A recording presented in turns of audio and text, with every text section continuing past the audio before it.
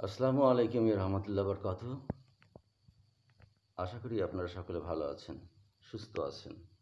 আজকে আমি যে টপিক নিয়ে আলাপ করব বা কথা বলবো সেটা হলো pleasurable sports or sperm race and the reality of the modern western culture.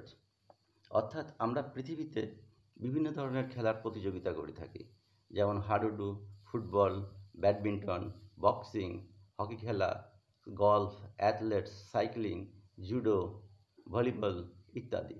কিন্তু এই প্রতিযোগিতাটা এমন একটা প্রতিযোগিতা যা পৃথিবীতে এর আগে আর কখনো হয় না।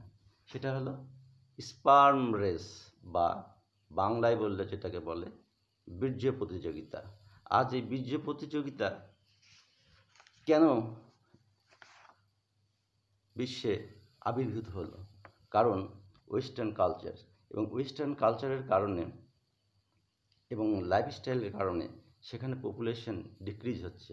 কারণ ছেলেদের মেয়েদের বাচ্চা হচ্ছে না। এই বাচ্চা হওয়ার না হওয়ার পেছনে কারণ হলো স্পার্ম শর্টেজ।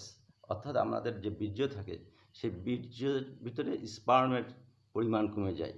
একটা নর্মাল স্পার্ম রেট হচ্ছে 15 থেকে 200 মিলিয়ন স্পার্ম পার মিলিলিটার।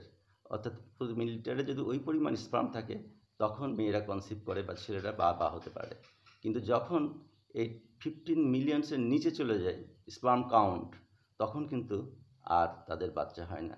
এই কারণে আমেরিকাতে আজ এই স্পার্ম রেসের আয়োজন করা হয়েছিল, এবং এই স্পার্ম রেসের কারণে তারা প্রায় $15 লক্ষ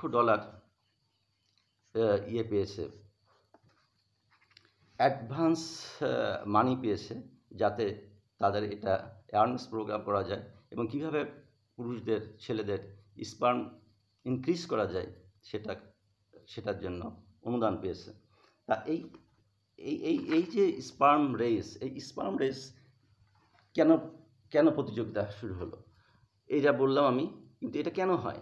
এটা হলো লাইফস্টাইল ফাংশনের জন্য হয়, ফ্যাক্টরের জন্য হয়। যেমন obesity, smoking, alcoholism, drug addict, then lack of balanced diet, lack of lack of exercise, lack of sleeping in time, অর্থাৎ ডিসিপ্লিন অফ লাইফ। অর্থাৎ মানুষকে যদি ডিসিপ্লিনের ভিতরে রাখা যায় এবং তারা ডিসিপ্লিন মেনটেন করে, স্মোকিং, ড্রাগ অ্যাডিকশন এগুলো পরিহার করে, তাহলে কিন্তু তারা সুস্থ থাকতে পারে। কাজেই হয়তো দেখা যাচ্ছে যে এই সমস্যা কিন্তু আমাদের দেশে নাই, এই সমস্যা কিন্তু আফ্রিকাতে নাই, এই সমস্যা কোনো মুসলিম কান্ট্রিতে নাই। কিন্তু আজ কেন ওয়েস্টার্ন ইউরোপে এই সমস্যা দেখা দিল? কারণ তাদের এই মডার্ন সিভিলাইজেশন এবং modern culture, alcoholism, smoking, drug taking ইত্যাদি।